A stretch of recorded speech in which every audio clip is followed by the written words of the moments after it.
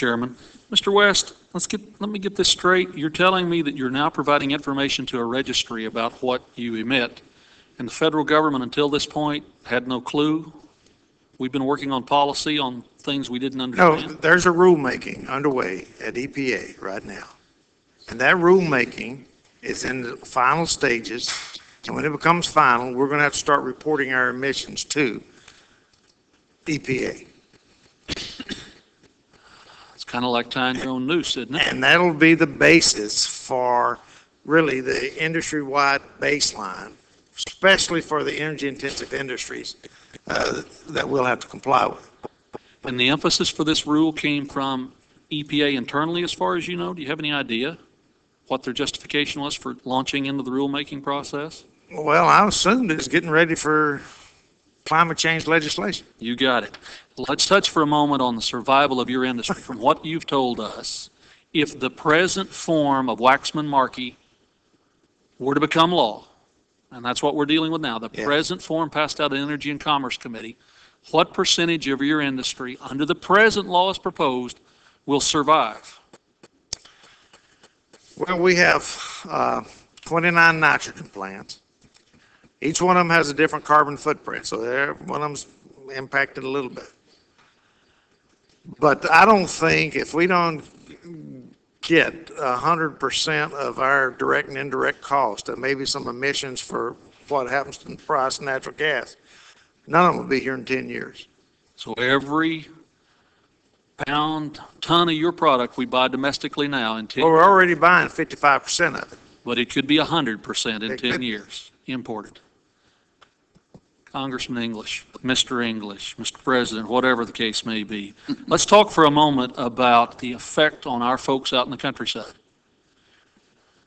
I guess my first question is, if you were still the 6th District Congressman for Oklahoma, and you voted for this present version of Waxman-Markey, could you go home? I'd have a very difficult time, Congressman Lucas, explaining to the folks back in my district, the 6th District, years ago, as to how I could agree to vote to give away allowances that would keep their electric bills less than what they were going to be otherwise, and giving those allowances to some other region of the country. I don't think I would be good enough at explaining that to be able to convince them that I did the right thing. Nor would any of your successors be good enough either. The NRECA, were you all a part of this process of negotiating these allowance allocations? No, we were not a part of the negotiating of any of the allowances as far as the allocations were concerned, no. Fascinating. So if you weren't a part of the process and you take care of a huge amount of America, tell me, what happens when the free allowances go away?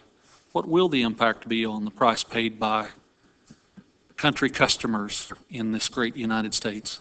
Well, keep in mind, as the bill is written. As written, of course, as written. As written. We will see the cap steadily reduced each and every year as we move toward, say, 2020. And under the objectives of the legislation, we will be 17% less than where we were in 2005. Now, also at the same time, we have some growth that's going to take place. We hope our economy is going to recover. We expect to have growth. So if you use the Energy Information Agency's actual numbers as to what they project as a growth and emissions, you're really talking about more in the neighborhood of 24% rather than 17%. So that's something you got to keep in mind. And these are 2005 emissions that we're talking about here. So it's a pretty steady reduction in sizable numbers. So then under this present bill proposal, it's fair to say the folks back home will pay more to get less so they can be hotter in the summer, colder in the winter, and stay real close to home. Without getting your fair share of emissions as it stands today. Exactly. Thank you, sir.